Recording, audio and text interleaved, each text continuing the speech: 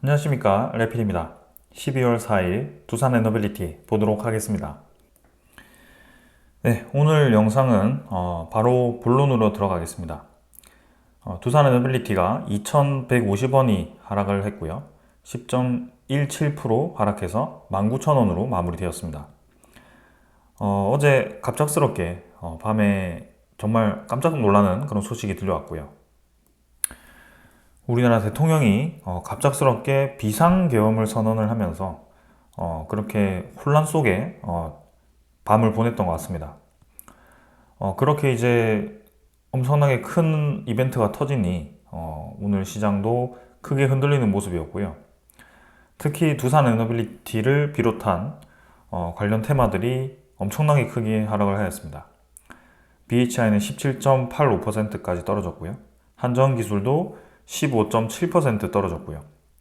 네, 두산 에너빌리티도 10.17% 떨어지면서 지금 뭐 웬만한 종목들이 10% 이상 하락을 하였습니다. 이 하락분에 대해서는 사실 코스피는 1.4% 하락을 했습니다. 평소 코스피 1.4% 정도 하락했을 때는 사실 크게 저 정도까지 떨어지지 않았는데요. 결국에는 오늘 이 관련 테마들이 크게 떨어진 이유는 직접적인 그런 이 불확실성이 생겼기 때문입니다. 자, 그래서 지금 살아나던 원전 생태계가 어제 그 한 번으로 완전히 지금 공든탑이 무너지는 그런 상황이 생긴 거고요. 이 비상계엄이라는 그 의미가 중요하겠지만 사실 이게 지금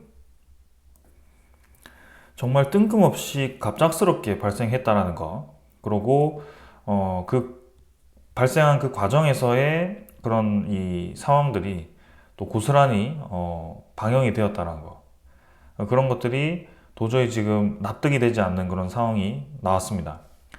근데 이거와 지금 무슨 상관이냐? 요게 대통령이 그죠? 대통령이 밀던 테마 중에 하나가 이 에너지 테마 중에 특히 원자력 테마가 있었죠. 그래서 원자력 테마가 지금 이제 앞으로 불확실성이 커진다라는 그런 리스크가 생긴 거고, 거기에 대해서 지금 큰 파장이 나온 겁니다. 그래서 내용을 보면 2050년 원전 로드맵 발표가 전면 보류가 되었습니다.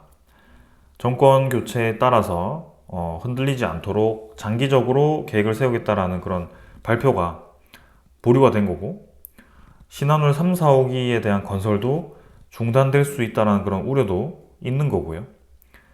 긴급 회의를 열고 예의주시를 하고 있지만 지금 모든 이 노력들이 한순간에 지금 물거품이 될 수 있는 그런 상황이 만들어진 겁니다. 그러니 당연히 이렇게 주가가 떨어질 수밖에 없었던 거고요.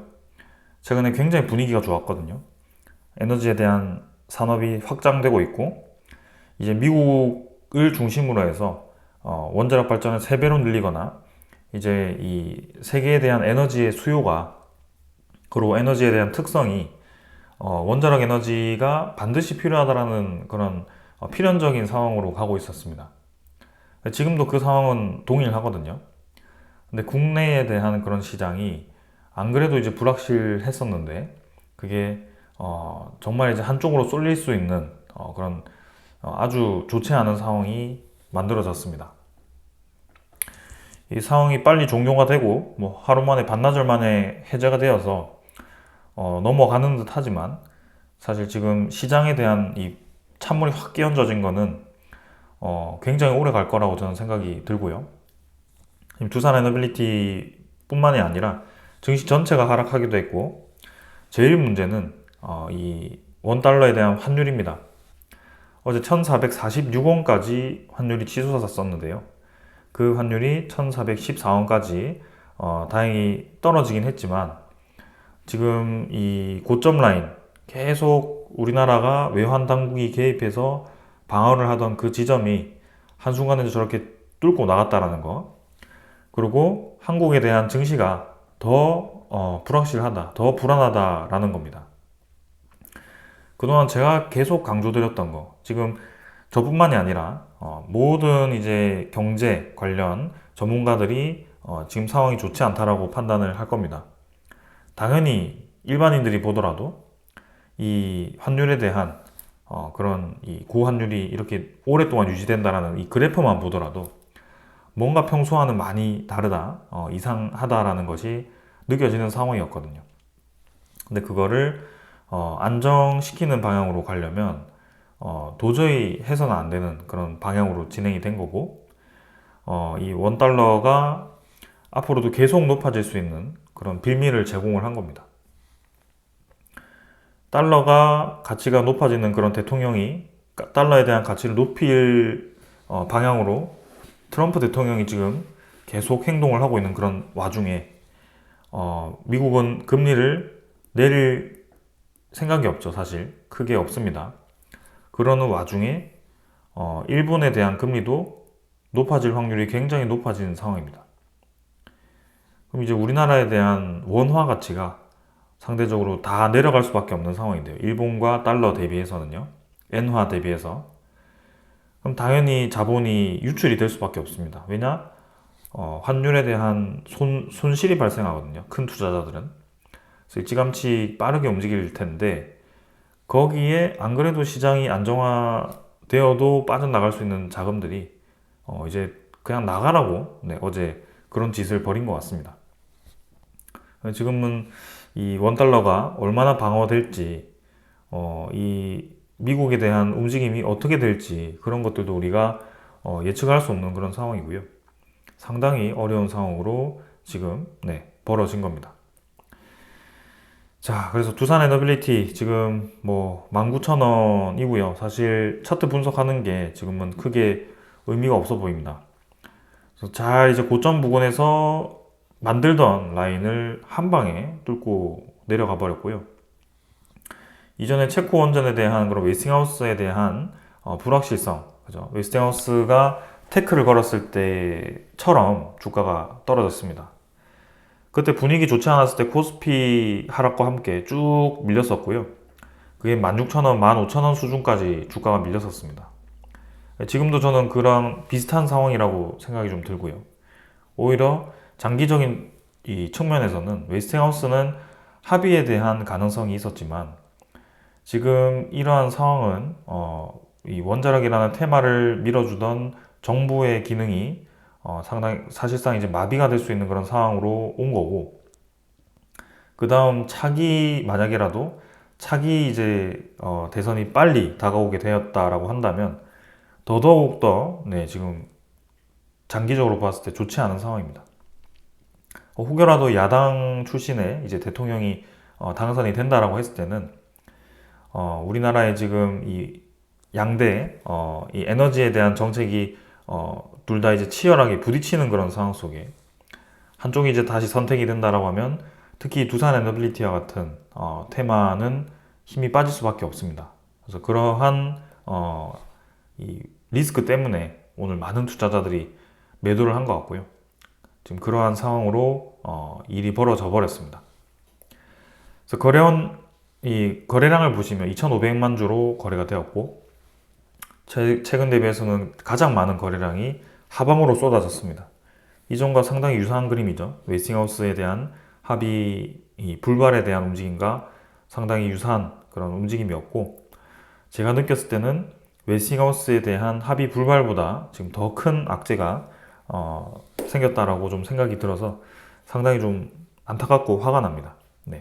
그동안 이제 공든 탑이 이렇게 한순간에 이벤트로 무너지는 것 같아서 좀 짜증도 나고요. 일단 그런 상황입니다. 투자 수급은 기관 투자자가 300만 주를 매도했습니다. 어제까지만 해도 수급 괜찮았거든요. 연기금 투자자 꾸준히 매수해주고 이 투신도 물량을 계속 확보해주고 있고 금융 투자도 이제 좀 모아가는 그런 분위기였는데요. 오늘 연기금 투자자가 120만 주를 매도했고요. 투신이 90만 주 매도했고요. 사모펀드도 42만 주를 매도했습니다. 장기적으로 들어와 줄 만한 투자자가 한순간에 이렇게 빠져나간다는 거 당연히 좋지 않은 상황이고요. 이게 일시적으로 이렇게 쏟아졌다라기보다는 저는 좀 이 당분간 꾸준히 물량이 지금처럼은 아닐지라도 계속 나올 가능성이 있다라고 봅니다. 외국인 투자자도 130만 주를 매수해서 기관 투자자에 쏟아내는 그런 물량을 받아내긴 했지만 사실상 이 외국인 투자자가 이 지수를 두산 애너빌리티를 특별히 공격적으로 올리면서 지금은 진행할 만한 분위기는 아니라고 생각합니다. 예를 들어 이제 이 지분을 어느 정도까지 높이길 원했다고 한다면 충분히 지금 주가가 떨어지는 것이 오히려 외국인 투자자들 입장에서는 상당히 좋은 상황인 거고요. 그게 뭐 얼마가 걸릴지는 몰라도 꾸준히 아래에서 받치면서 매수하는 움직임을 보일 수가 있다라고 저는 생각이 듭니다. 지금은 기관 투자자에 대한 매도세가 좀 더 나올 가능성이 있고 상당히 단기적으로는 주가가 계속 하락할 그런 상황이 보인다라는 말씀을 드릴 수밖에 없는 것 같습니다. 그래서 지금 차트는 이번 주는 계속 좋지 않을 것 같고요. 그러면 이제 시장에 대한 분위기도 한번 봐야 될 것 같고 이제 우리가 어떻게 대응을 해야 되는지를 좀 말씀드려야 되기 때문에 차트는 이 정도로 봐도 될 것 같습니다. 그래서 넘어가도록 하고요. 일단 증시 아까 보지 못했는데 잠깐 이제 한번 보도록 하겠습니다.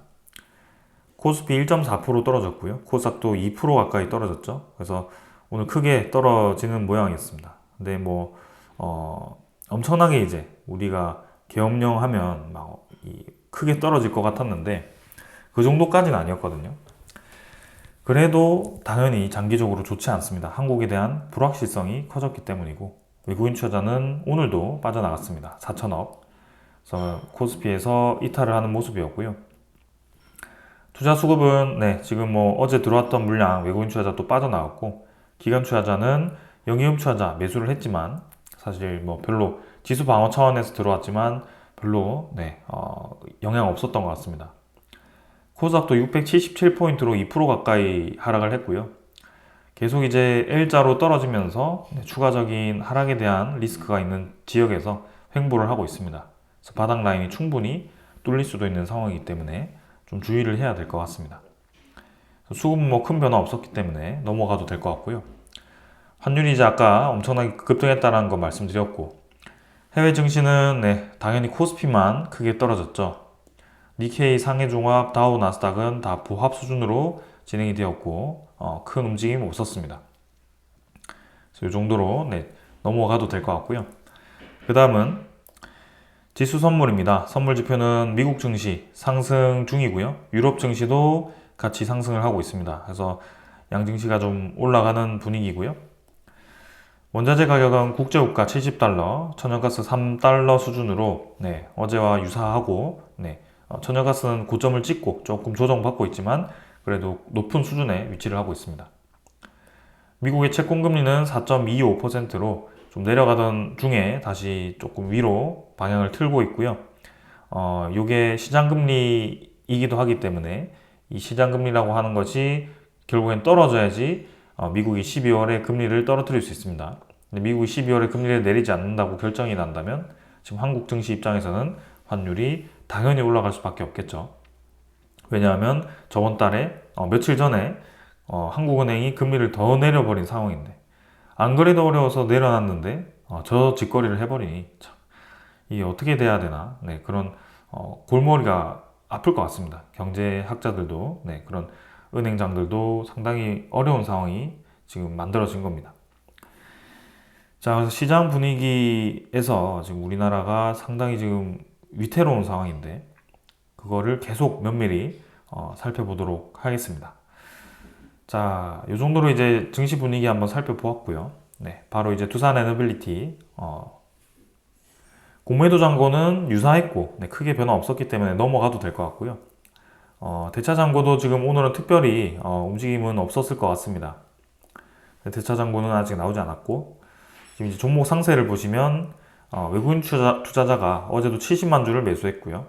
오늘도 130만 주를 매수하면서 이틀 정도 바짝 뭐 매수해주는 그런 모습이어서 뭐 괜찮다라고 생각하실 수도 있겠죠. 근데 지금 상황에서는 뭔가 기관 투자자에 대한 대량 매도가 오히려 큰 영향을 주었고요.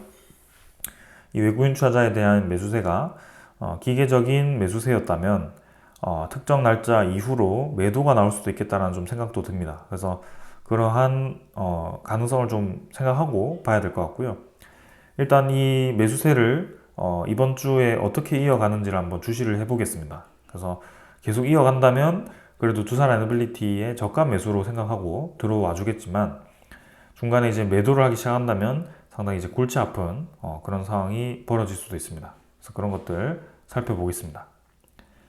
그다음에 수급은 오늘 외국인 투자자 직접적인 매수 매도 없었고요.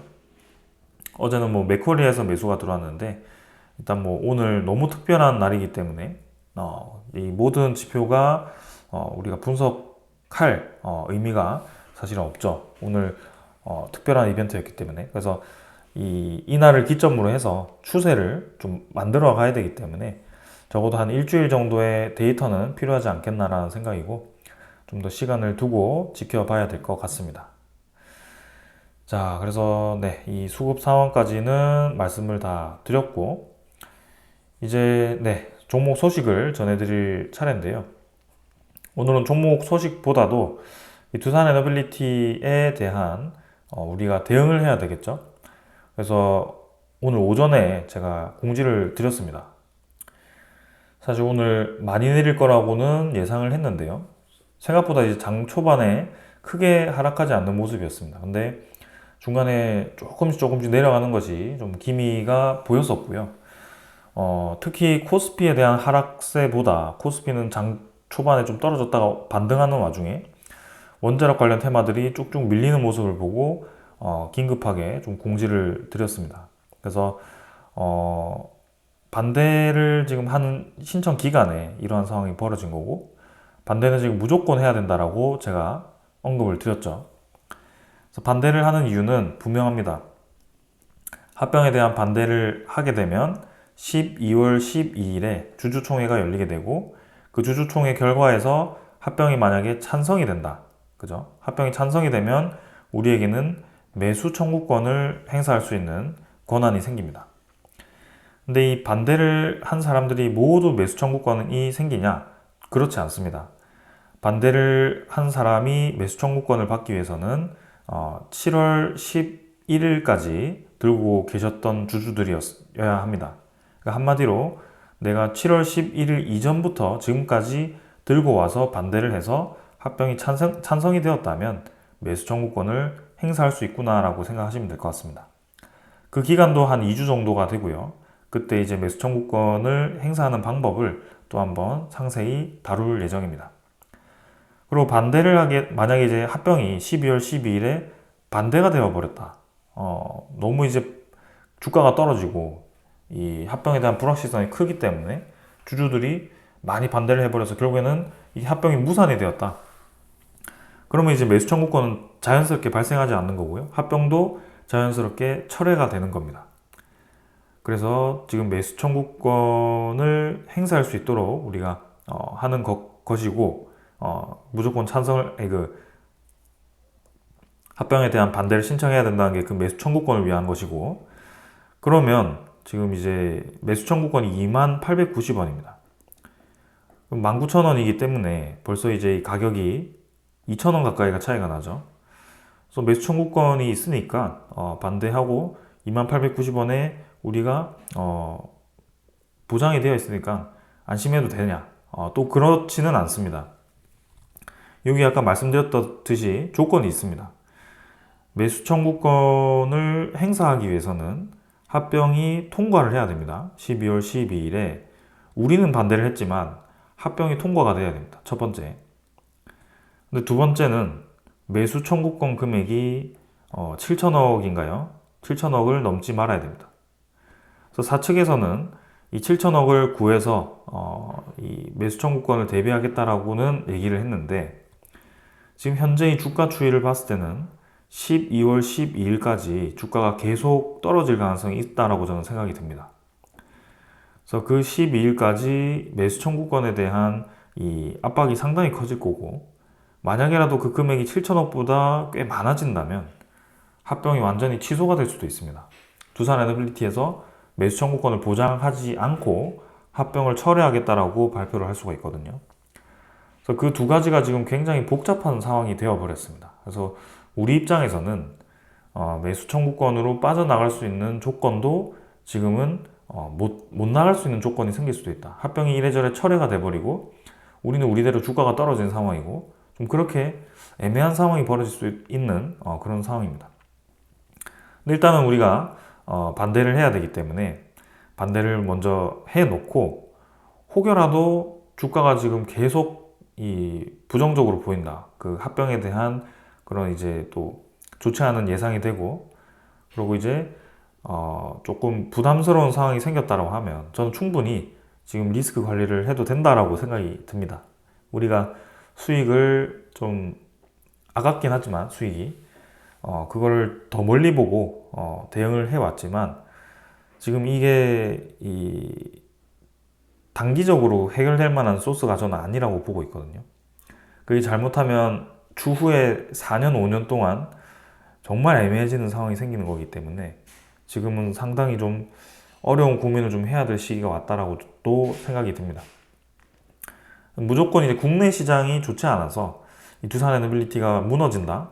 그건 아닙니다. 꼭 그렇지는 않지만 그동안 이제 관심받아왔던 이유 중에 많은 이유들이 정부의 지원을 받아왔고 수출에 대한 그런 대폭적인 지원이 있어 왔고 네, 그러한 상황 속에 이렇게 이제 가능성이 커졌고 마침 이제 시장도 커지고 분위기가 좋았던 거죠.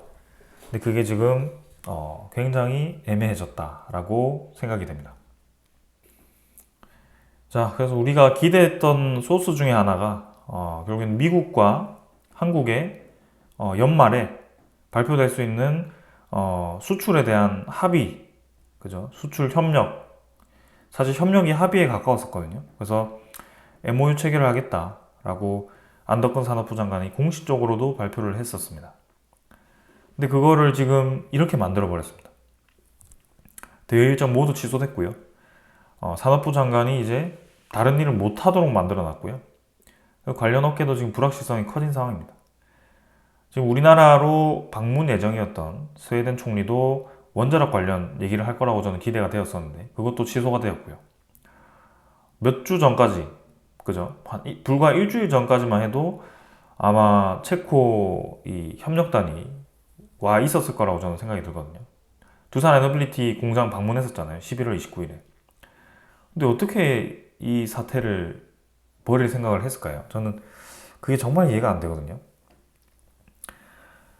이 모든 걸 고려하지 않고 정말 근시안적인 시각을 가진 그 사람들끼리 생각을 해낸 게 그 결과라니 정말 안타깝습니다. 그래서 가장 우려스러운 거는 우리의 이 무탄소 에너지, 그죠? 무탄소 에너지가 관심 받은 이유가 탈탄소는 해야 되겠고, 그죠?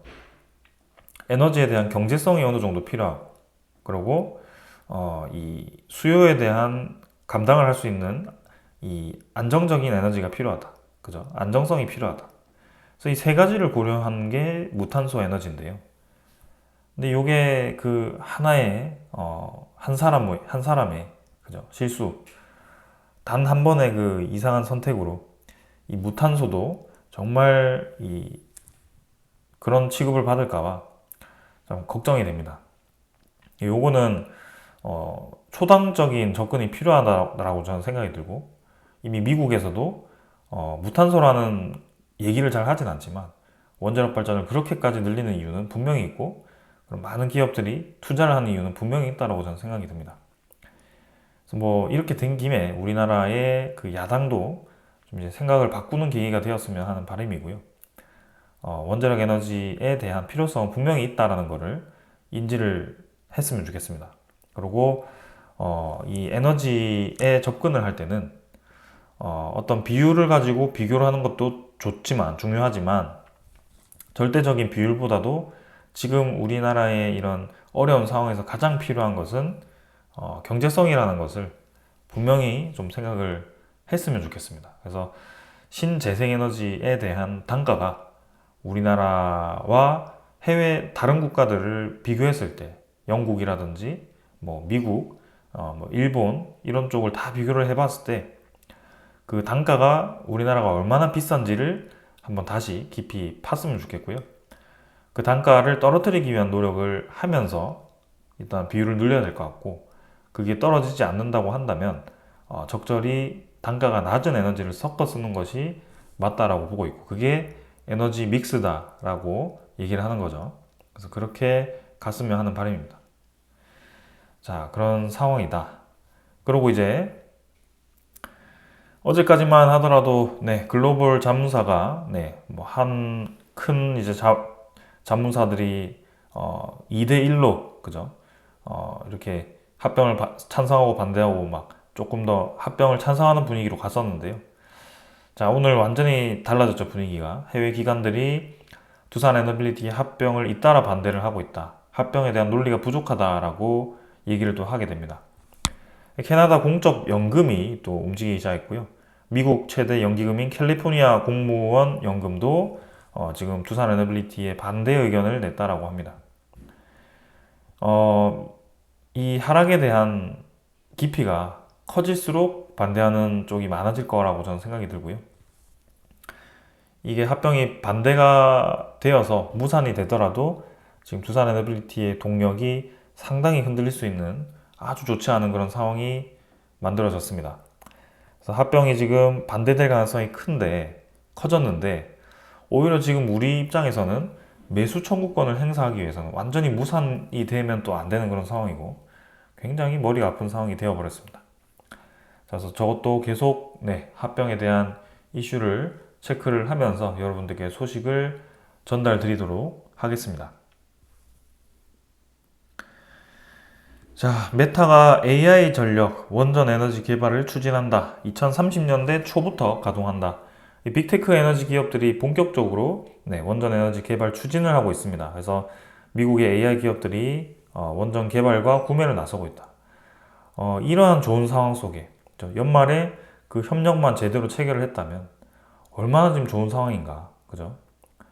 그거를 참 이렇게 무너뜨리다니요.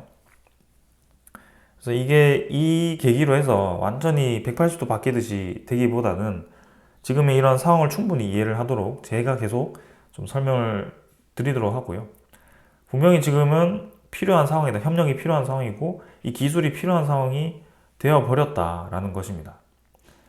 그래서 메타라는 이 기업도 앞으로에 대한 미래의 에너지 수급이 점쳐졌을 거고, 그게 왜 원전 에너지를 선택했을까? 당연히 안전성과 이 수요겠죠. 그죠? 그 경제성이겠죠. 그 두 개를 생각한다면 지금은 원전 에너지가 필요하다라고 판단을 하는 것 같습니다. 혹시 모르시는 분들이 이 안정성이라고 제가 계속 얘기하는 게 핵 에너지가 불안정한데 무슨 안정 얘기를 하냐라고 얘기하실 수 있겠지만, 전력 공급에 대한 안정성이라고 다시 한번 말씀을 좀 드리겠습니다. 전력 공급원이 한시라도 빠짐없이 꾸준히 안정적으로 에너지를 공급할 수 있어야 되고 에너지를 생산할 수 있어야 된다. 그런 측면에서 바람의 영향을 받거나 태양 빛의 영향을 받는 에너지원들은 안정적인 공급이 상대적으로 어렵고, 기후가 특히 좋지 않았을 때 엄청나게 발전 효율이 떨어질 수 있는 아주 비효율적인 에너지가 될 수도 있다.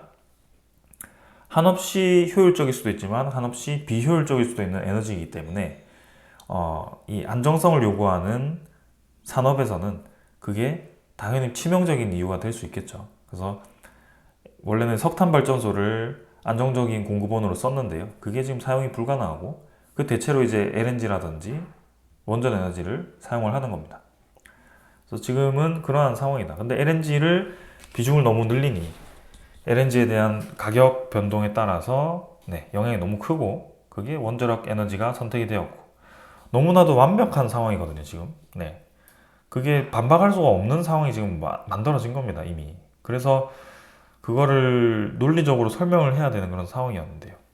그거를 계속 밀고 갔어야 되고요. 결국에는 유의할 수밖에 없는 그런 상황이었는데 이렇게 됐습니다. 자, 그리고 폴란드 원전도 당연히 영향을 받을 수밖에 없고요.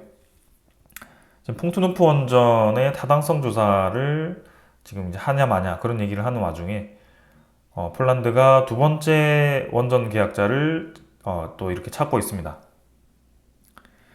이거는 폴란드의 민간 원전이 아니고요. 폴란드의 정부 차원의 원전인 것 같고, 원래 이제 총 6기에 대한 이 건설 계획이 있었고, 그 중에 3기를 웨스팅하우스로 줬습니다.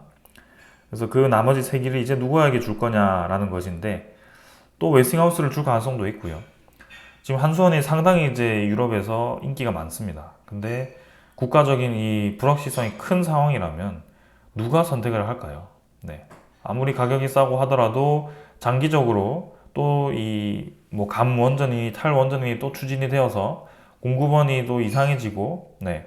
그렇게 애매한 상황으로 또 벌어진다면 이 원전 건설이라는 것을 10년 동안 해야 되는 상황인데, 그 10년 뒤에 어떻게 될지 어떻게 알고 체코라든지 폴란드라든지 이런 원전을 맡기겠습니까? 그런 상황이 지금 벌어진 겁니다. 다행인 것은 두산 에너빌리티 입장에서는 원전 건설을 하는 기업이 아니죠. 네, 원전 건설하는 기업 맞죠, 사실. 근데 원전 건설만 하는 게 아니라 지금 우리가 주목했던 거는 기자재 공급에 대한 이 수혜를 기대를 했었던 겁니다. SMR 파운드리 역할, 그거는 지금도 충분히 가능합니다. 웨스팅하우스와 협력이 가능하다면요. 그래서 우리나라의 한수원이 이제 엄청나게 조급해진 거고요. K원전이 수출이 불가능해졌다라고 한다면 두산 에너빌리티도 타격이 크겠죠. 근데 두산 에너빌리티는 웨스팅하우스와 협력을 해왔고요. 미국은 한국의 제조 기술이 필요하다는 것도 지금도 맞는 말입니다. 그래서 그러한 기류를 이어갔으면 하는 바람이고요. 폴란드의 두 번째 원전도 잘 준비를 해야 되겠지만 지금 상황에서는 굉장히 이게 예측하기 어려운 상황이 되어버렸다. 자, 그러고 이제 두산 에너빌리티가 기자재 공급에 엄청난 강점을 가지고 있습니다. 그래서 양수 발전도 공략이 가능하고요. 11차 전력 수급 기본 계획에 이 양수 발전이 포함이 되어 있거든요. 그래서 5.7기가와트 규모의 지금 이제 양수 발전 9기를 수주에 나섰다. 그래서 두산 에너빌리티가 지금 이제 이 기자재를 모두 수주를 할 수 있다면 수조 원에 달하기 때문에 상당히 또 시장이 큰 것 같고요. 원전, 양수 발전, LNG, 뭐 해상풍력, 수소 이쪽 다 지금 선방을 하고 있는 상황 속에 주가가 이제 올라가기만을 기다려왔던 그런 상황 속에 이런 상황이 벌어졌습니다. 자, 그래서 이 정도로 이제 소식을 전해드렸고요. 이제 결론을 딱 정리를 해보겠습니다. 첫 번째, 지금은 리스크 관리가 필요하다. 리스크 관리를 하는 방법은 합병에 대한 반대를 표현해서 그거를 매수 청구권을 행사할 수 있는 방법과 그 다음에 지금 어느 정도 비중을 줄이는 방법이 있겠다. 근데 매수 청구권을 내가 가지고 있다고 해서 지금 반대를 했다고 해서 무조건 행사할 수 있는 게 아니다. 이거를 매수 청구권을 행사하기 위해서는 두 가지 조건이 있는데 내가 반대를 하고 나서 합병이 통과가 돼야 된다. 그죠? 합병이 진행이 돼야 된다. 그죠? 그리고 두 번째는 합병이 진행되면서 매수 청구권에 대한 총 규모가 7천억 이하여야 된다. 근데 지금 아까도 봤듯이 해외 연기 기금 투자자라든지 지금 우리 개인 투자자들 입장에서는 이 19,000원이라는 이 숫자가 이렇게 한순간에 올 거라고는 생각도 못한 상황이었고, 특히 매수 청구권과의 갭이 점점 벌어질수록 매수 청구권을 행사하는 이 비중이 커지겠죠. 사측에서도 어떻게 할지 지금 고민이 굉장히 클 것 같고요. 그러한 상황이다. 요거는 우리가 지금 최소한으로 행사할 수 있는 보험이다 라고 말씀을 드리는 거고, 12월 12일 전까지 반대를 꼭 한국예탁결제원에서 행사하시기를 바라겠습니다. 비중을 줄인다는 것은 어쩔 수 없는 이제 뭐 수익을 보신다면 조금 빠지는 거고요. 손실을 보시더라도 저는 지금은 좀 일부분 덜어내는 게 맞다라고 봅니다. 결국에는 더 떨어지면 기회비용을 얻는 것이기 때문에 손실을 보더라도 그 아래로 떨어지는 기회비용을 생각하는 것이 좀 맞다라고 생각이 되고요.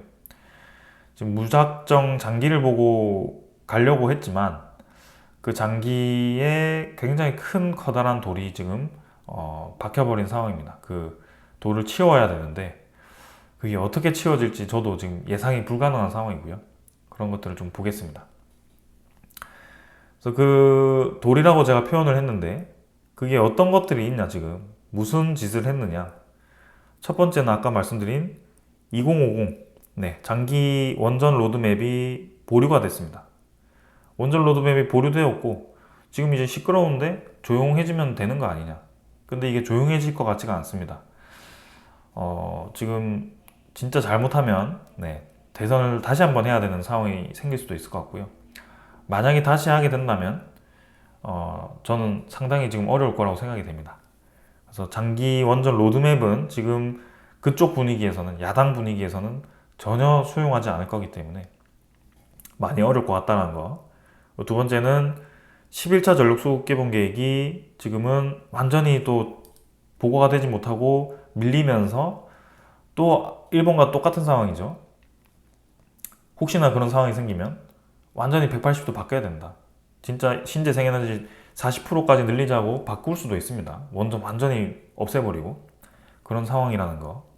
그리고 세 번째는 체코 원전이라든지 이제 본계약에 앞서서 폴란드 원전이라든지 그다음에 뭐 스웨덴이라든지 이런 여러 국가들이 활발하게 검토를 해야 되는 그런 상황 속에 지금 산업통상자원부라든지 이런 여러 수출입은행이라든지 이런 여러 부서들이 일을 못하도록 만들어 놨습니다. 그러니까 외교를 지금 할 수가 없고 협상도 불가능한 상황이다. 그런 와중에 웨스팅하우스와의 합의가 진행되려고 했는 그런 상황 속에 한국에 대한 불확실성이 생김으로써 이 미국의 한국과의 원전 수출에 대한 협력을 어떻게 생각할지, 그리고 내년에 트럼프가 당선이 되어서 이제 트럼프가 이제 취임식을 했을 때 어떤 뉘앙스를 풍길지, 그걸 이제 이 대통령이 직접 나서서 미국의 그런 흔들리는 기류 속에 적절한 딜을 해야 되는 그런 상황이었는데, 만약에라도 지금 이상한 상황이 생기면 그 딜을 할 수 있는 사람이 없어질 수도 있는 거고요. 어떻게 될지 지금 아무도 알 수 없는 상황이 되어버렸습니다. 그래서 웨스팅하우스의 불확실성도 있는 상황이다. 그리고 5번, 그죠? 이러한 큰 원전들, 그 다음에 기자재 수출에 있어서 대폭적인 그런 은행의 수출입은행의 지원이 있었는데요. 그것마저도 중단이 될 수 있다. 왜냐? 한국 안 좋은데, 우리나라 안 좋은데, 지금 우리나라의 뭐 그런 뭐 몇 조 원 규모의 상품권인가요? 뭐 그런 이제 돈을 풀기 위해서 예산을 계속 모으고 있죠. 이런 대출도 다 손해라고 얘기하는 거죠. 체코 덤핑 수주 얘기를 하면서 이제 공약을 하겠죠, 또. 그렇게 되면 또 대폭적인 지원이 어려워질 수도 있습니다. 그리고 지금 이제 겨우겨우 재개되었던 신한울 3, 4호기 멈춰라 할 수도 있죠. 공사가 그렇게 공사 진행률이 높지 않기 때문에 충분히 가능한 그런 상황입니다. 그래서 이렇게 많은 일을 한꺼번에 지금 한 방에 보내버렸다. 이 가능성이. 이러한 내용 때문에 당분간은 어려울 수밖에 없다라는 얘기를 드리는 겁니다. 자, 그래서 오늘 이렇게 좀 정리를 하고 마무리를 하도록 하고요. 시장 상황도 좋지 않고 모든 것이 불확실하기 때문에 저는 충분히 리스크 관리를 해도 제가 붙잡을 생각이 없습니다. 그렇게 말씀을 좀 드리고 싶고요. 지금은 우리가 어떻게 대응을 해야 되는지를 좀 잘 생각을 해봐야 될 것 같아요. 그래서 저도 계속 생각을 해볼 거고요. 그 상황에 맞게 분석을 해서 계속 말씀을 드리겠습니다. 자, 합병 이슈, 대통령 이슈, 이 국제 정세 이슈, 고환율 이슈, 고금리 이슈, 이런 여러 가지 이슈로 참 머리 아프실 텐데요. 최선의 방법으로 최선의 길을 찾아서 손실을 최소화시키도록 한번 노력을 해보도록 하겠습니다. 자, 오늘 여기까지 하고 마무리하겠습니다. 감사합니다.